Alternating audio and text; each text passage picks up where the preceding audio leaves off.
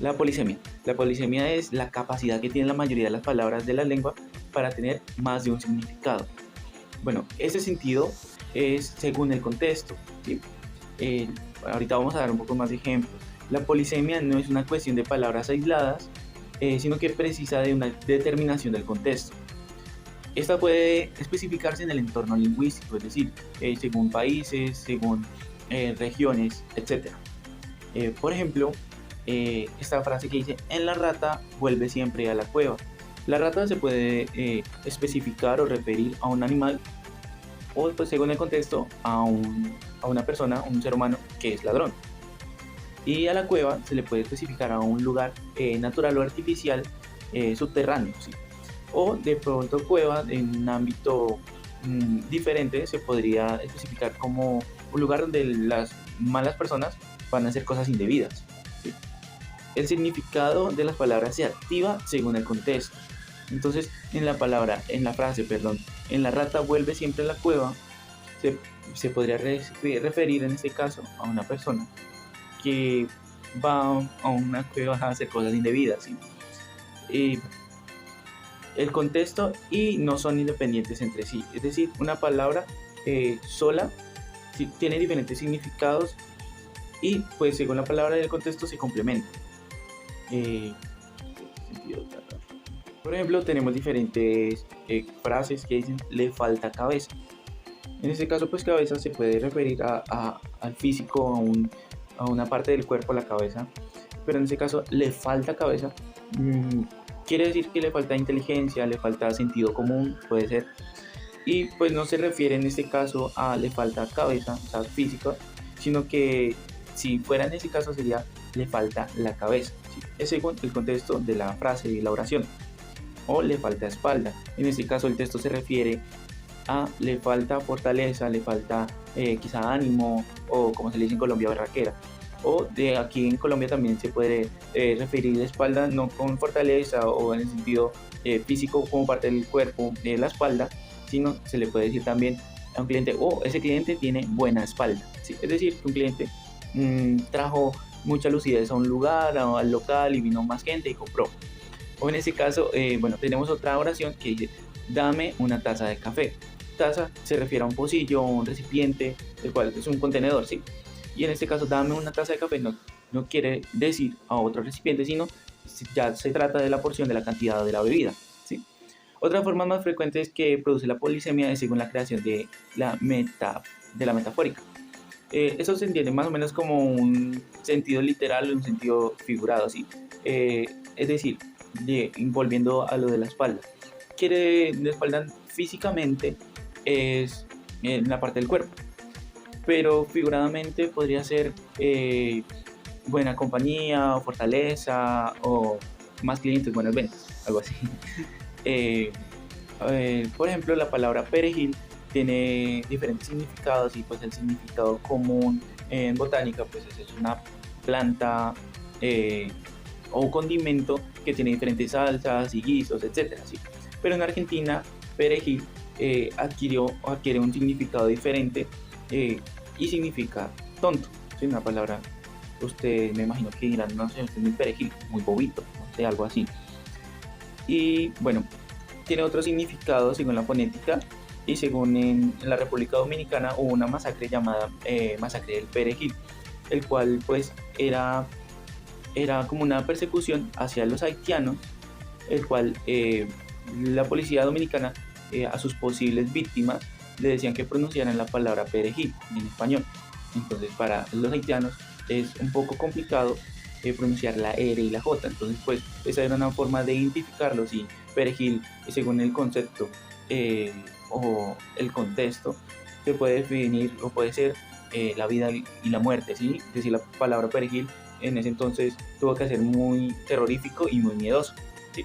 Porque puedes decir perejil bien o mal puede definir tu vida o tu muerte. Por otro lado, también analizando la palabra maricón, se define, bueno, no al escuchar la palabra maricón, uno podría decir que es un insulto, que es una ofensa, sí, o la palabra maricón también tiene muchas derivaciones como marica, ¿sí? Y en contexto colombiano, marica es como, ay, amigo, o sea, decirle al amigo, usted es muy marica, usted es muy tonto, usted es muy necio, oye marica, pasa esto, ¿sí? Se le puede entender de pronto de una forma, mm, según el contexto, al nuevo del contexto, como amistosa, o de pronto según la entonación, ¡ay, qué marica! Sí, sería pues agresividad, un insulto o una palabra para herir. Y normalmente pues se tiene ejemplificado o relacionado la palabra maricón con un insulto que trata de herir, degradar, y más que todo a los hombres y niños, ¿sí? Desde niños decirle, ah, no se vaya a ser marica, no vaya a ser maricón, ¿sí? Entonces, por esta parte. Y el registro más antiguo que se ve de la palabra maricón es de la comedia Serefina de 1517, el cual dice así una parte, un hombre que no se acuesta con dos mujeres lo tienen por maricón. Es decir, si un hombre no hace ciertas cosas sociales, sí, lo tienen por maricón. Sí, en cuanto a la hombría, o sea, se refiere a la hombría de un hombre. Por otro lado, la definición de maricón se refiere a un hombre afeminado que se inclina a hacer cosas de mujer, ¿sí? O maricón pues también se le tiene diferente, otro significado de cobarde, y en sí la palabra maricón se tiende a ejemplificar con cosas femeninas, ¿sí? Otras definiciones o derivaciones de maricón, bujarón, puto y, y muchas cosas así. Por otro lado, maricón también quiere decir homosexual, una persona que tiene atracción por el mismo género. El origen etimológico de la palabra maricón se encuentra en 1973, que deriva del nombre femenino María, el cual se deriva como marica, maricado o amariconado. También el nombre del género femenino María y su diminutivo marica, es decir, a las niñas de ese entonces, ¿sí? Digamos que la mamá se llamaba María y la hija también se llamaba María, pues de cariño le decían marica. También marica se refiere al rol sexual que tiene un hombre dentro de una relación sexual. Maricón o marimacho también actualmente se está tomando como ese insulto como algo de orgullo, como bueno, yo soy marica, y sí, es como actualmente está tomando un significado diferente en cuanto a Colombia. Marica, bueno, amigo, sí, oye marica, como sí, algo no tan malo, y para la comunidad se está tomando como algo de orgullo, de representación, algo que en su momento quizá fue malo y fue intimidante para algunos niños. Actualmente pues se asume y la palabra y se le da a eso malo una connotación diferente y nueva de empoderamiento. Para continuar con la exposición vamos a hablar del significado. El significado lo podemos ver desde dos puntos de vista. Uno es la pragmática, que lo estudia desde el contexto, y la semántica lo estudia en términos abstractos.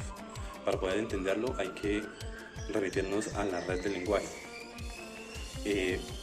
Tenemos un ejemplo, por ejemplo, de la palabra gato, que tiene un referente, que es el imaginario que tenemos todos sobre lo que es un gato. Todos tenemos en nuestra mente cómo es la morfología de un gato, y para todos nosotros un gato, que es el significado, principal significado que vamos a encontrar en el diccionario, va a ser la imagen de un gato. Pero entendemos también que en el contexto, por cultura, hay otros significados para esa misma palabra. Ya sabemos que, por ejemplo, en mecánica los mecánicos utilizan un aparato que les llaman gato, y así sucesivamente. Otras palabras tienen varios significados según el contexto. Y también tenemos los rasgos semánticos, que son las formas en las cuales podemos deducir de qué estamos hablando o a qué palabra estamos aludiendo. Por ejemplo, un gato es un animal doméstico, es un animal pequeño, es un animal que tiene garras, es un animal que tiene unas características específicas, las cuales pertenecen solamente a ese animal. Para continuar vamos a hablar de los sinónimos y los antónimos. Los sinónimos y los antónimos no son palabras que tengan un significado absoluto.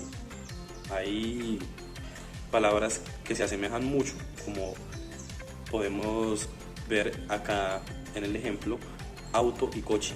Auto y coche aluden a una imagen similar, pero no tienen un significado exactamente igual. Y así la mayoría de palabras tienen significados, la mayoría de sinónimos tienen significados muy parecidos, pero no son palabras totalmente iguales. Y todo se remite también a un contexto. Las palabras tienen significado según el contexto. Por otro lado tenemos el significado no literal, que es esa forma de escribir que tenemos nosotros en la cual utilizamos las metáforas. Las metáforas, ya sabemos que tenemos allí unos elementos en el que están, por ejemplo, el hipérbole, son las figuras literarias, tenemos el símil, tenemos otro tipo de palabras que nos ayudan a enriquecer el idioma y a dar un significado más allá de el literal. Entonces por aquí tenemos un ejemplo sobre un hipérbole en el cual dice: estás tan grande como una jirafa. Entonces aquí vemos que es una metáfora en la cual estamos aludiendo a que una persona es alta, pero no podemos decir que es exactamente alta como una jirafa. Es una figura literaria que se utiliza en el idioma y es muy importante para esa construcción del lenguaje. Por otro lado tenemos el significado y el contexto, en el cual hay un emisor y un receptor, en el cual la comunicación lo que busca es que haya un significado, que haya una intención, un contexto, una hipótesis y que hayan ambigüedades. No podemos decir que el lenguaje es simplemente lo literal. Hay unos recursos muy grandes que ayudan a enriquecer el idioma y el lenguaje para poder comunicarnos de una mejor manera. Por otro lado tenemos los modismos. Los modismos son muy importantes para decir cosas. En particular, idiomas como el inglés los utilizan y estos no aluden a un significado literal. Por ejemplo, el inglés tiene una frase que dice "You are welcome", que literalmente querría decir tú eres bienvenido, pero el significado del modismo es de nada. Cuando hablamos de pragmática, hacemos alusión a ese estudio del empleo de los enunciados dentro de una situación comunicativa. Cuando hablamos de enunciado también es importante entender que se diferencia de oración, aunque tienen ciertos rasgos parecidos. Una de las diferencias en las que prima es que la oración es independiente del contexto, por el contrario el enunciado está ligado al contexto porque pues, se sucede en una situación concreta. Otra diferencia que se puede denotar del enunciado y la oración es que la oración está ligada a un criterio gramatical como lo es el sujeto, el verbo, que debe estar presente de manera implícita o explícita dentro del acto comunicativo para poder entenderla. En cambio, el enunciado no cumple o no se requiere como tal esos parámetros. Para iniciar hablaremos sobre la intención comunicativa, la cual es la finalidad o meta que se quiere conseguir mediante un discurso dentro de un acto comunicativo. El filósofo Austin nos habla sobre unos tipos de actos de habla, los cuales son asegurar, pedir y explicar. Ellos responden a unas intenciones como convencer, obtener algo o dar información. La comunicación humana tiene como objetivo conseguir unos determinados fines a partir de ese uso de la lengua. También es importante el papel que cumple el receptor dentro de este acto comunicativo, pues es quien participa de manera activa en la construcción del discurso en el que se está desarrollando.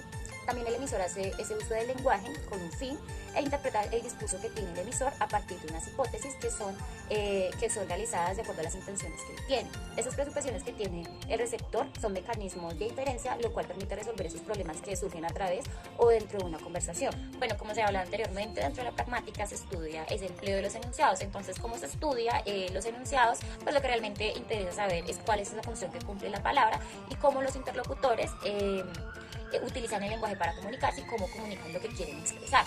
Bueno, por ende, ese objetivo fundamental de la pragmática radica en investigar esa relación que tiene el significado y el contexto y cómo eso pues influye entre ambos.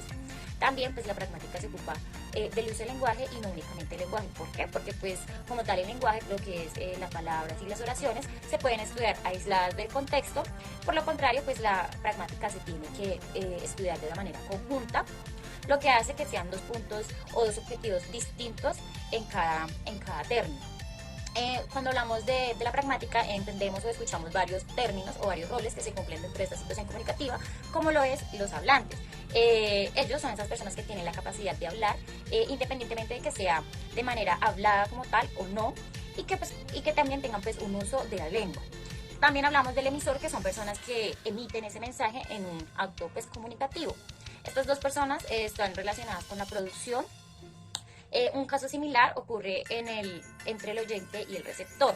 En el caso del oyente es esa persona que tiene la capacidad de comprender un código lingüístico, y el receptor es quien recibe un mensaje en un acto comunicativo. Ambos son emisores cuando emiten mensajes, y hablantes y receptores cuando lo reciben. Si estuviesen en silencio dentro de esa comunicación, pues serían solamente receptores, porque no se está ejecutando como tal un acto comunicativo dentro de estos. También hablamos sobre otro término importante, que es el destinatario. Cuando nosotros hablamos de destinatario, lo podemos asociar o hacemos alusión a esa persona que es un destinatario receptor. ¿Por qué? Porque son aquellas personas que reciben un mensaje. Sin embargo, también existen casos donde el receptor recibe un mensaje sin ser esa persona para la cual iba, o sea, de una manera no intencionada. Por ello, se habla de que es distinto un receptor a un destinatario. Bueno, ahora hablaremos de la pragmática y la gramática. Ambas hacen parte de la lingüística y no pueden desligarse totalmente la una de la otra. Siempre van a tener una relación, por mínima que sea, en una situación de habla entre una comunidad, entre dos personas.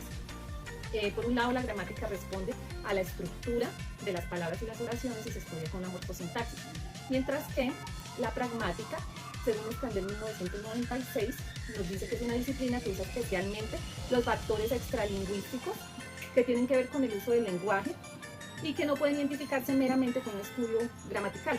Estos factores son el emisor, ya no hablaremos de receptor, sino de destinatario, el contexto, la intención comunicativa y el conocimiento del mundo.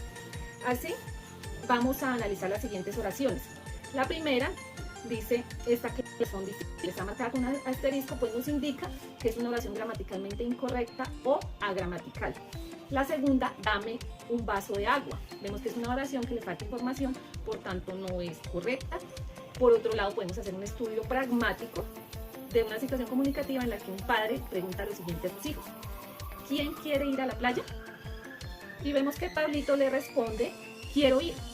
Está marcada la oración de Pablito con un signo numeral, pues no tiene un contexto adecuado a la situación que tuvo como intención en principio el papá, que era el emisor. Entonces, en todas estas situaciones podemos reflexionar y hacemos una pregunta: ¿para qué estudiar pragmática? Primero que todo, para conocer a profundidad el uso de nuestra lengua materna, que empezamos a formar desde los primeros años de edad y que a medida que nos hacemos adultos, pues nos vamos apropiando de ese uso. Sin embargo, estudiarla a fondo nos lleva a desarrollar esa competencia pragmática, precisamente, que nos habla del uso del lenguaje en diferentes contextos y situaciones de habla. También nos permite reconocer qué se quiere decir con algo. Podemos identificar claramente la intención del discurso del emisor, por sus gestos, por su corporalidad, por su expresión facial, por su entonación, qué nos quieren decir. Igualmente, podemos, por favor, vamos a tomarlo como ejemplo. No vamos a decir, quítese, hay que pasar. Simplemente, de la manera más amable, decimos, por favor, me da permiso que voy a pasar. Entonces vamos a tener una respuesta distinta, pues nuestra intención como emisor es ser otra, absolutamente distinta. No tiene esa carga de agresión que tenía la primera frase. También nos permite la pragmática reconocer la transferencia lingüística entre lenguas como el español y el inglés. Por ejemplo, en la traducción del inglés al español, los estudiantes podrían hacer una traducción literal porque le pueden dar sentido al español de esa manera. Sin embargo, se van a dar cuenta que el inglés no se traduce literalmente, que tiene unos modismos, como le explicaba el compañero Daniel. Y debemos reconocer todas las convenciones de una lengua, o las que más nos permitan establecer una relación comunicativa con los nativos. Por ejemplo, aquí en Colombia usted se refiere a un transporte público grande, mientras que en Brasil refiere a una mujer prostituta. Entonces, un error de esos nos puede llevar a tener situaciones bochornosas en otro lugar geográfico. Y para concluir, podemos decir que la pragmática Es importante en la vida de las personas porque permite reconocer y apropiar el uso del lenguaje de una mejor manera, adaptándose a la cultura y a las formas de expresión de una comunidad hablante. Muchas gracias.